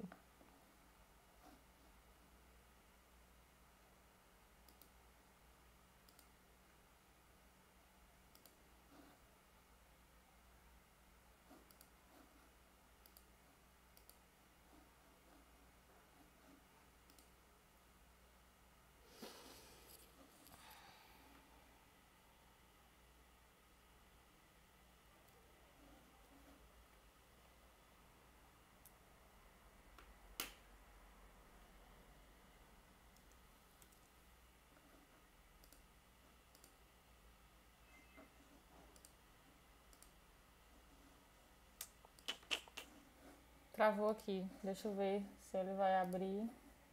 Salvo. Quem disse? Salvou nada.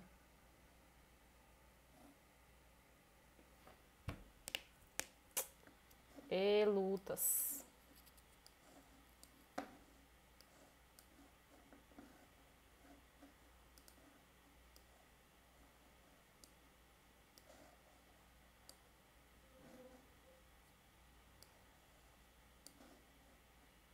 Não salvou, tá, pessoal? Se o vídeo ficar com som dessa vez, dá para vocês depois acompanharem os slides. Ó, acho que até salvou. Com os erros aqui, apareceram uns erros, mas salvou, ainda bem. Eu já tinha desistido. Tá de cabeça para baixo para vocês, né? Ou tá ok?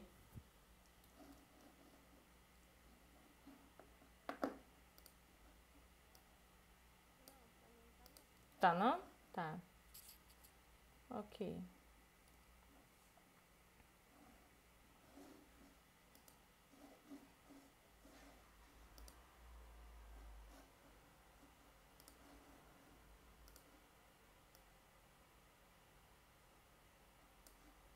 Só que vocês não estão vendo a tela toda, não é isso?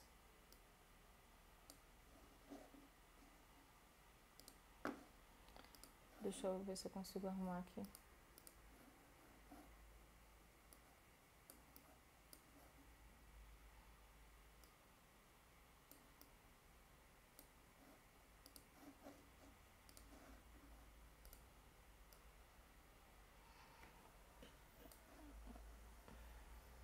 Não tô conseguindo arrumar.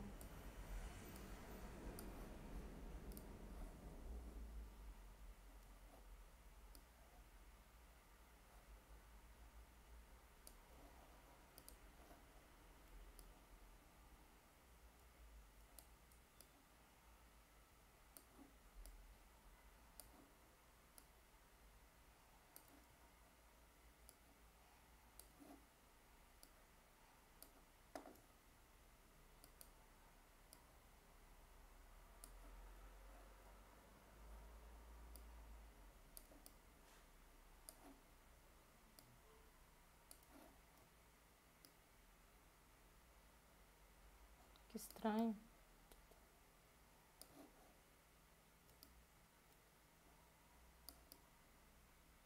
Pronto, acho que dá pra vocês verem agora, né? Tá integral aí agora, né? Ok. Então a gente tá aqui. Deixa eu ver se ele, até onde ele salvou. Ele perdeu as páginas seguintes.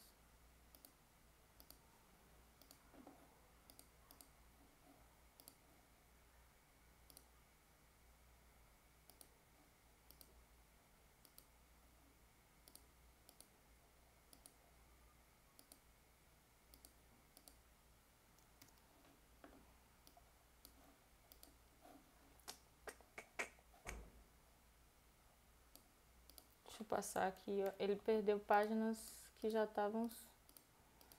Ok, pessoal, então... Acho que era isso que eu queria trazer para grupos, né, e subgrupos. Eu não sei se eu tinha outro exemplo. Eu acho que eu tinha um exemplo que estava no slide, mas com a recuperação o exemplo sumiu. Eu vou colocar aqui esse exemplo, que é do centro, tá? Vocês lembram desse conjunto, o centro de um grupo? Ó, dado um grupo G,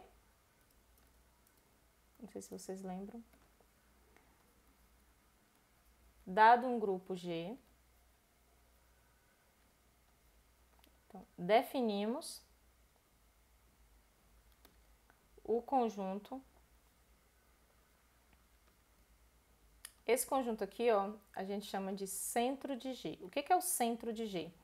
O centro de G são todos os elementos de G, tá?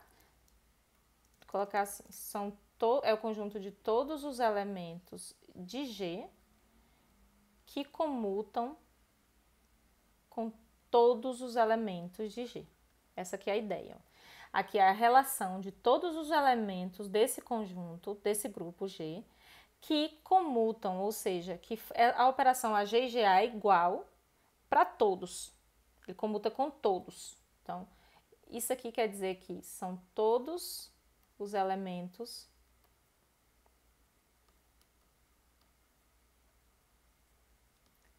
do grupo G que comutam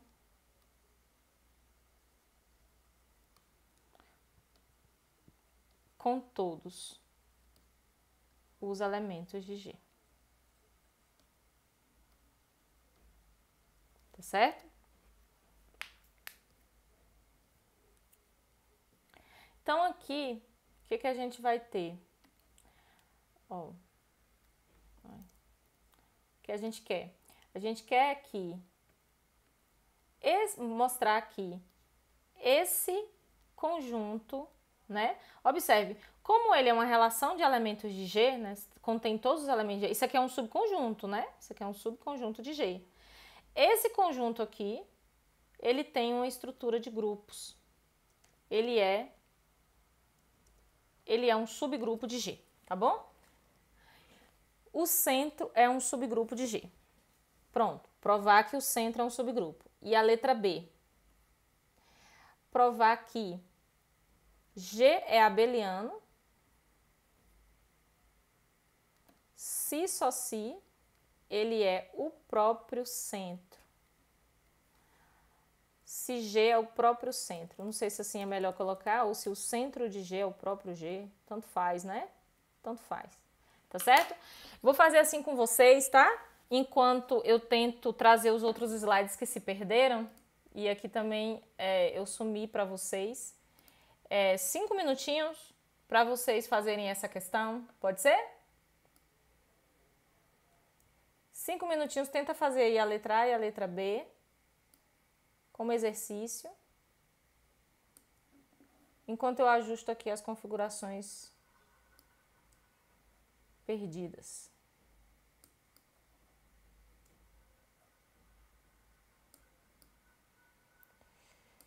Aqui eu não faço ideia de como configurar isso aqui. Acho que é assim.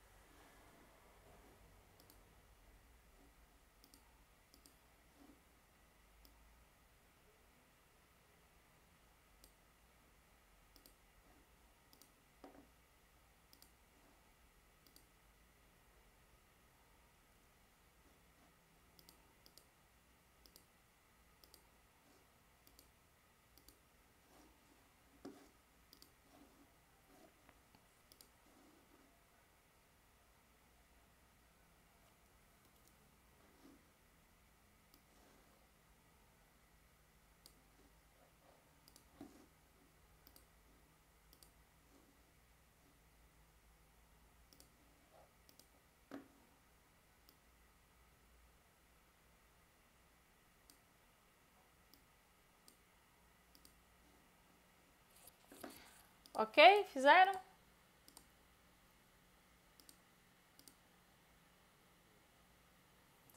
Agora que eu tô vendo.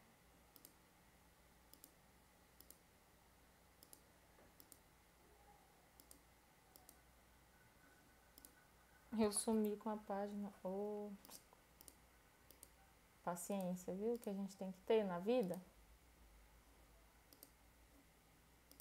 A página sumiu da questão de vocês.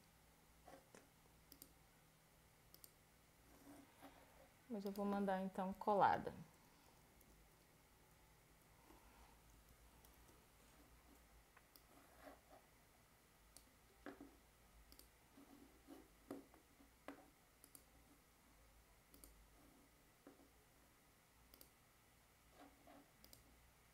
Essa daqui, tá? Esse foi o do exercício, tá bom? Tá com anotação diferente, mas... Como vocês pensaram na letra A, por exemplo? Ó.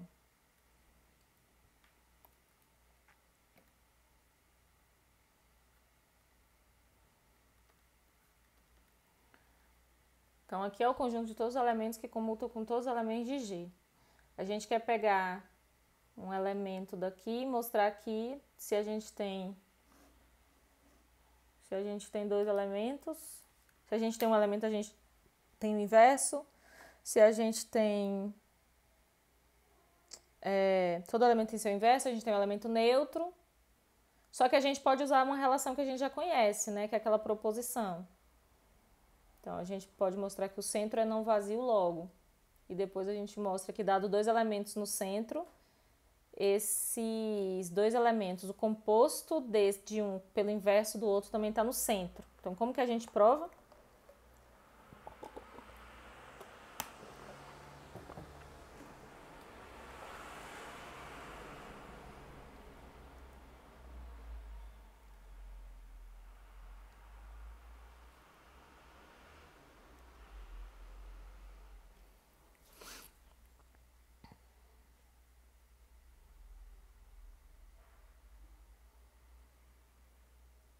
Primeiro, por que que o centro é não vazio?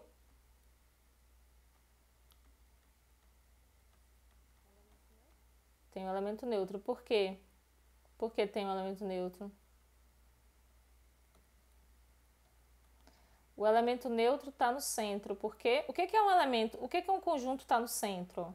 São todos os elementos de G que comutam com todos os elementos de G. O elemento neutro é esse elemento por natureza, né? Isso.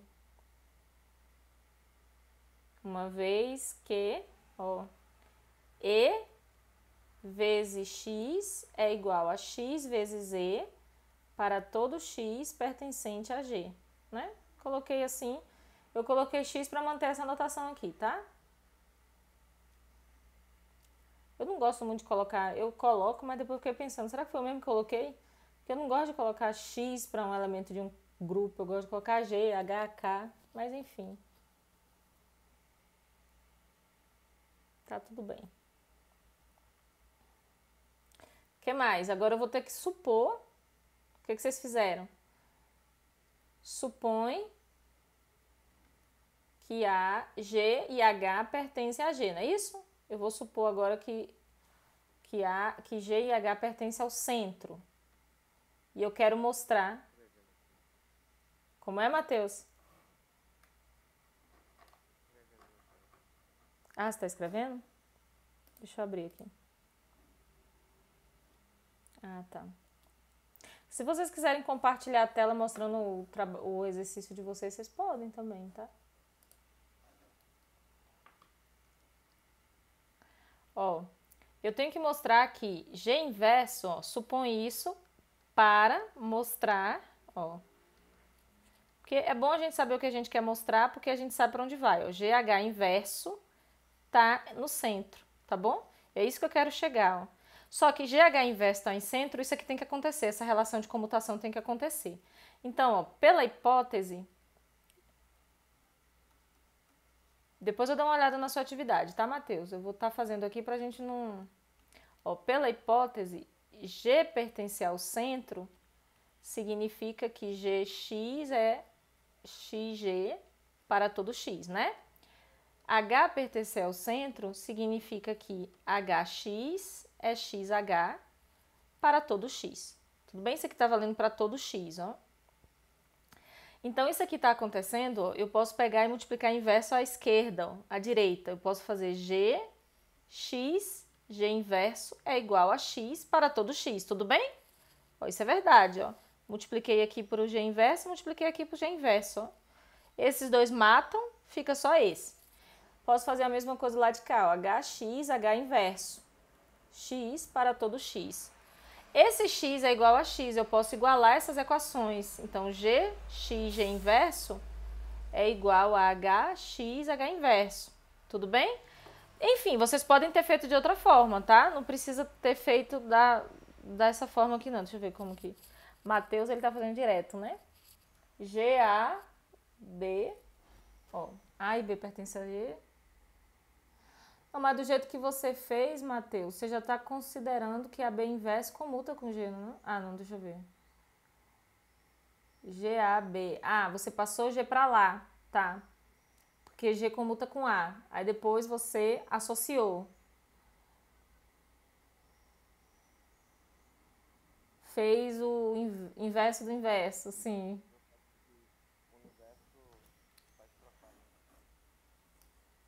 O inverso pode? Já pode? Deixa eu ver. B inverso.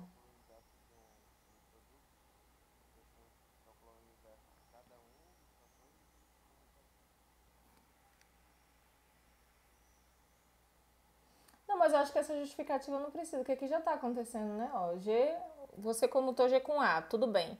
Aí agora, depois que você comutou G com A, você fez o inverso da multiplicação, só que já colocou a notação do inverso da multiplicação, tá certo? Que é B, G inverso, né? G, B inverso, tá certo. Aí depois que você fez isso, você aplicou o inverso. G, B inverso. Aí teria que ficar G, B inverso, né? A.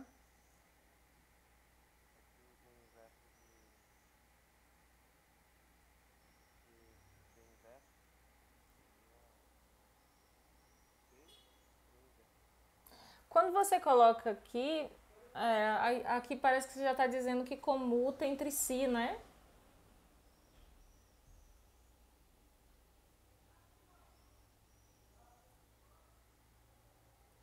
Parece que já comuta entre si, mas acho que não, você não pode colocar isso, pode? Porque o que a gente sabe é que o elemento comuta com seu próprio inverso. Mas por que B, G inverso já comuta com G inverso B?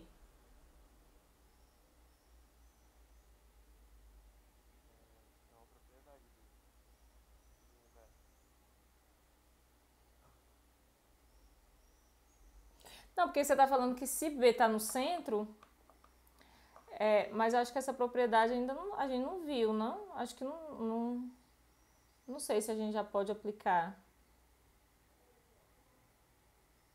Porque aqui você está dizendo que. O que você está dizendo ali é que B comuta com G. B, G inverso é G inverso B. Você já está dizendo que isso vale.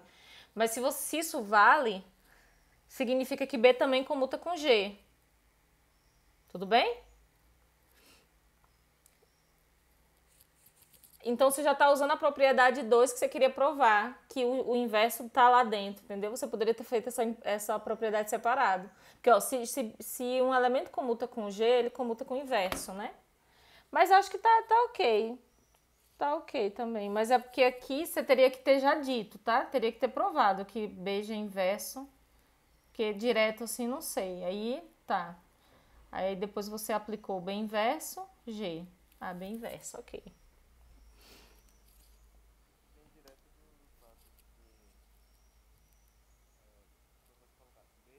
Você tá fazendo isso aqui, né? Você tá fazendo isso, né?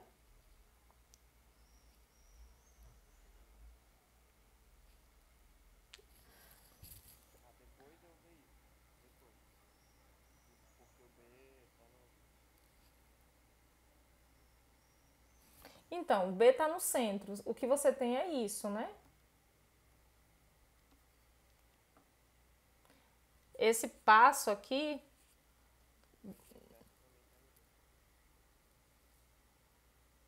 Como assim?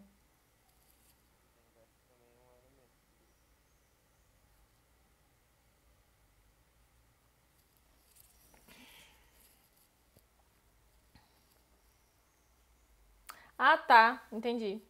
Sim. O que você está querendo... Entendi. Você está usando um caso particular, né? Isso está acontecendo, isso aqui está acontecendo, sim. B pertence ao centro. B pertence ao centro, B commuta com qualquer elemento de G. Tá bom.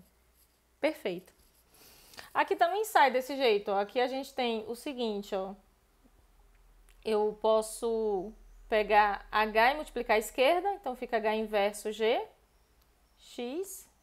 Deixa eu ver se é isso que eu quero fazer. Eu quero mostrar...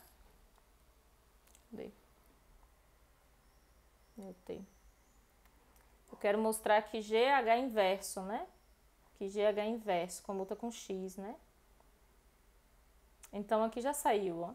Porque, ó, se eu multiplico aqui por H inverso, multiplico aqui por H inverso, mata esse, né? Multiplico esse daqui por G, mata esse. Então, fica G aqui, ou G mata aqui. Então, fica X H inverso G, beleza? Então, aqui a gente tem o seguinte, ó. Esse elemento comuta com X. Então, H inverso G pertence ao centro. Tudo bem? Só uma maneira diferente de fazer, tá bom? Então, toda vez que eu tenho G e H, eu tenho, então, que o H inverso G está no centro. Beleza? Ou GH inverso está no centro, não importa, a propriedade vale. Então, pela propriedade...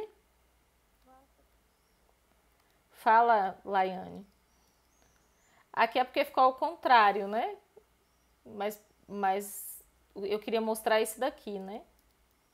Aqui, ó, GH inverso.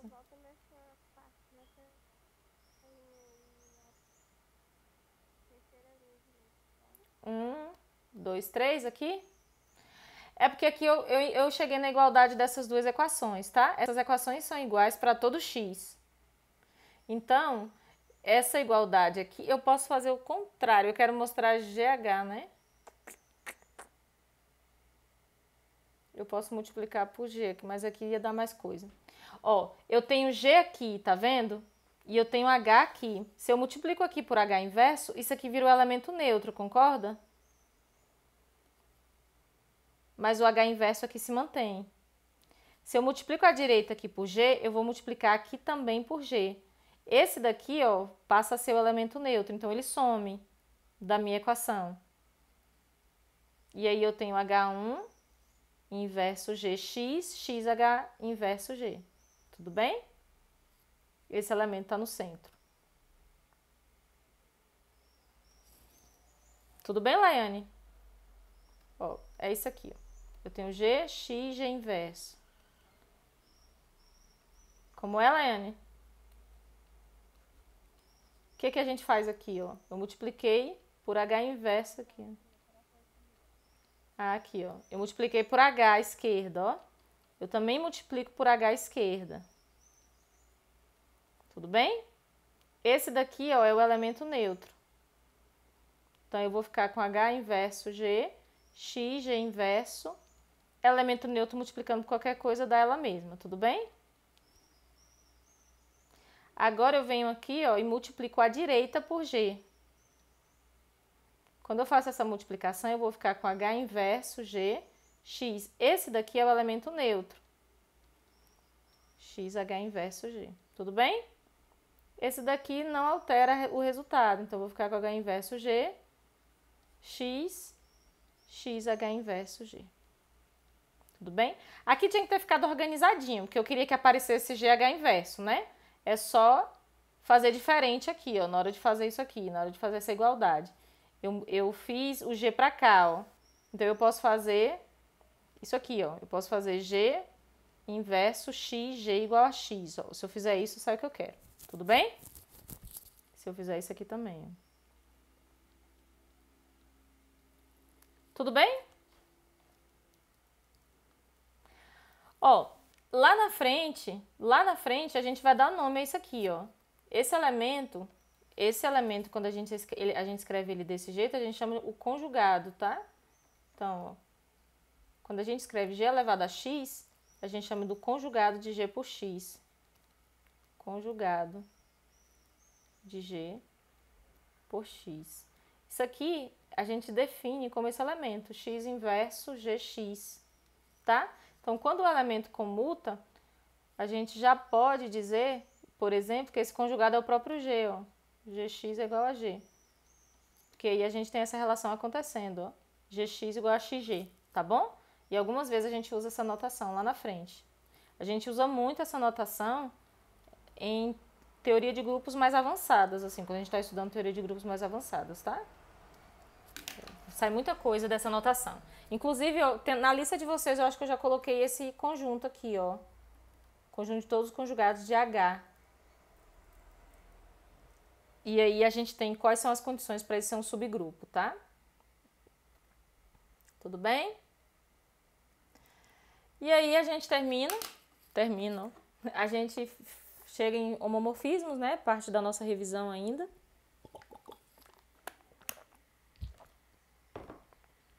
Tentar ser breve, né? Um pouquinho mais breve. A aula termina às 16h20 ou 16h30? Ou 16h50? Eu tô perdida hoje. 16h20? Ah, então dá. Ah, tá. Tá quase. É porque a gente demorou um pouco, né? Da aula começar. Ó, um homomorfismo, ele é uma função entre dois grupos, tá? Em que ele preserva a operação do grupo. Essa que é a ideia do homomorfismo. Ela preserva as operações desses grupos. Então, quando eu aplico uma função f, essa função φ, né? No grupo G1, numa soma de dois elementos aqui, ela vai ter a imagem da soma das imagens. Ou da operação, não é soma porque não é necessariamente a operação de soma. Mas do composto pela relação de G, só que aplicado às imagens. Então é como se eu estivesse fazendo uma coisa assim, ó. Eu tenho G1 aqui e eu tenho G2 aqui. Esse daqui é um X estrela Y. Esse elemento aqui, ó, quando essa função aplica aqui, esse homomorfismo, ele vai fazer f de x, só que com a operação já desse grupo, f de y. Essa aqui é a imagem, tá? Então, é uma preservação de operações, ó. Eu pego o composto aqui e transformo nos compostos daqui, só que pelas imagens. Tudo bem? Um homomorfismo, quando ele é injetor, ele é chamado de monomorfismo. Quando ele é sobrejetor, ele é chamado de epimorfismo. E quando a aplicação é sobrejetor e injetor ao mesmo tempo, a gente chama de isomorfismo. Tá? A relação de isomorfismo entre dois grupos, ela é uma relação que a grosso modo, ela significa uma semelhança que esses grupos têm entre si. E é como se esses grupos se apresentassem da mesma maneira, só que com operações diferentes. Os elementos se comportam, tudo que vale em um grupo vale no outro. E os elementos se comportam da mesma forma, só que operados de maneiras diferentes, né? Porque a gente está falando de operações diferentes, né? Cada grupo tem sua própria operação. Tudo bem? Aqui eu trouxe esses exercícios para vocês fazerem, tá? Para provar que é um homomorfismo, tá bom? Eu pedi já o núcleo, porque eu acreditei que nessa... Eu acreditei que eu já tinha colocado aqui a definição de núcleo. Mas eu não sei o que está acontecendo com o meu sketchbook hoje. Mas tá tudo bem, tá, gente? Tem coisas piores na vida. Pior ainda não tem internet e computador. A gente ainda tem. E a gente ainda consegue fazer essa aula aqui, tá bom? Aqui, ó, eu tinha quase certeza que eu tinha definido aqui o núcleo, mas vocês lembram da definição de núcleo? O que é o núcleo de um homomorfismo? Então, ó, o homomorfismo tem um conjunto que a gente chama de núcleo. Eu vou deixar a definição aqui, porque eu ganho mais do que trazer uma outra imagem que vai sumir. Ó, o núcleo desse homomorfismo, ele é o conjunto, ó, eu estou no homomorfismo de G1 e G2, ó. O núcleo são todos os elementos de G1 que são levados por essa função ao elemento neutro de G2. Então, aqui eu tenho que dizer quem é o elemento neutro de G2, tá? E2, elemento neutro de G2. Então, basicamente, o núcleo é o seguinte, ó. Eu tenho o G1 aqui e tenho o G2 aqui. E eu tenho esse homomorfismo, essa função. Os elementos daqui, qualquer elemento daqui, que estão sendo levados somente no mesmo e na identidade daqui, pela E2, né? Aqui é a identidade, ou elemento neutro. Aqui vai para outro, sei lá, aqui vai para outro. Tá? Esses elementos todos aqui, ó, que estão indo para o mesmo elemento neutro de G2, a gente chama de núcleo, esse subconjunto de G1. Isso aqui é o núcleo, que a gente chama de núcleo do homomorfismo, tá certo? A gente vai provar, ou eu vou deixar como exercício, eu acho que eu deixei na lista de vocês, se eu não me engano, naquela lista, o núcleo de um homomorfismo, ele é um subgrupo, tá? Esse subconjunto aqui, ele tem uma estrutura de grupo, tá bom? Ele é um subconjunto, ou ele é um subgrupo de G1. Ele é um subconjunto de G1, mas ele tem estrutura de grupo. Prove! Tá? Por que você tem que provar? Porque é importante a gente olhar para esse subconjunto aqui, porque esse subconjunto, por exemplo, vai apresentar propriedades importantes para a gente. A gente, por exemplo, vai conseguir provar se o homomorfismo é um monomorfismo só usando o núcleo. Então, é uma propriedade importante, tá? Então, olha só, o elemento neutro tá aqui. Como que a gente mostra? Então, isso é uma propriedade também. É uma propriedade de homomorfismo. Elemento neutro de um grupo é levado no elemento neutro do outro. Isso também é provado, tá? O inverso daqui, G inverso, é levado no inverso do outro aqui, aplicado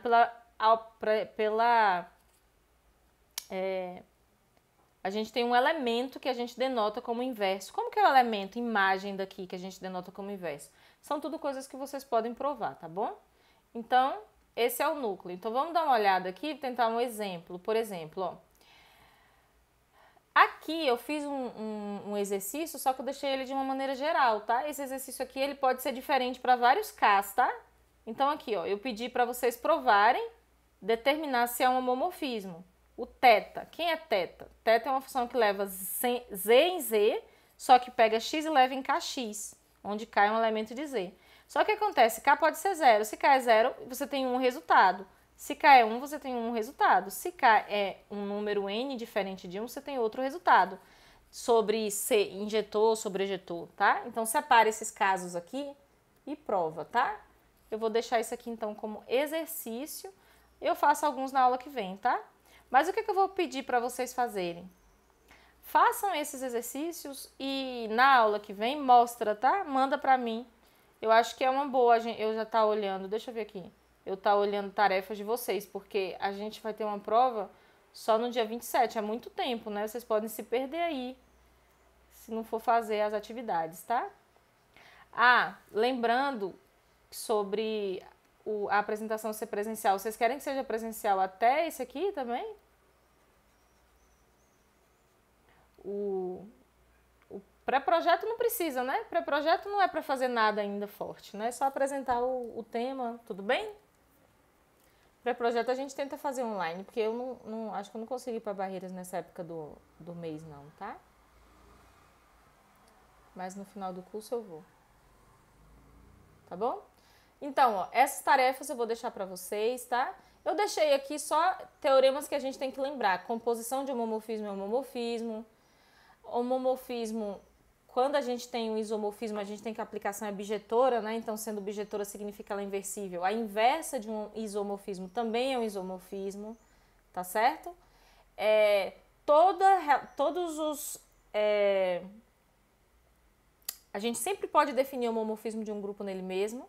E aí eu quero que vocês digam quem é esses que a gente pode fazer e um isomorfismo do grupo nele mesmo. Quem é esse isomorfismo que a gente pode definir? É fácil, né? E essas atividadezinhas aqui, tá? Construir uma tabela do quaterne ou desse grupo. Esse exercício aqui eu deixei especialmente para vocês fazerem, tá? Pra gente lembrar, vocês lembrarem que é o grupo de Klein. O grupo de Klein é um grupo de 4 elementos, tá? Ele é abeliano, mas ele é diferente do cíclico, e eu quero que vocês vejam isso, que ele é diferente do cíclico. O quaternio também é um grupo interessante para a gente estudar, tá? É como se fossem operações entre vetores no espaço de 3D. E essa tábua de operação, porque aqui a gente tem um grupo gerado, pedi o grupo gerado para vocês mexerem um pouquinho com o gerado em relação à tábua, tá? E aqui eu deixei um exemplo também de permutação, grupo de permutação. Por quê? Para vocês também trabalharem com grupo de permutação. Por que esses exemplos? Para dar ideias a vocês. Esses são bons temas, por exemplo, ao seminário. Grupo de quaternio, grupo de diedral. O diedral não trouxe aqui não, mas depois eu vou trazer. Grupo de permutação, tá bom? Fechou. Aí aqui a gente finaliza a aula, tá? Passei um pouquinho, 3 minutinhos. Laiane tem aula agora, né, Laiane? Boa aula pra vocês, boa próxima aula, bom final de semana, tá? Vocês ainda têm alguma dúvida, um comentário? Tá.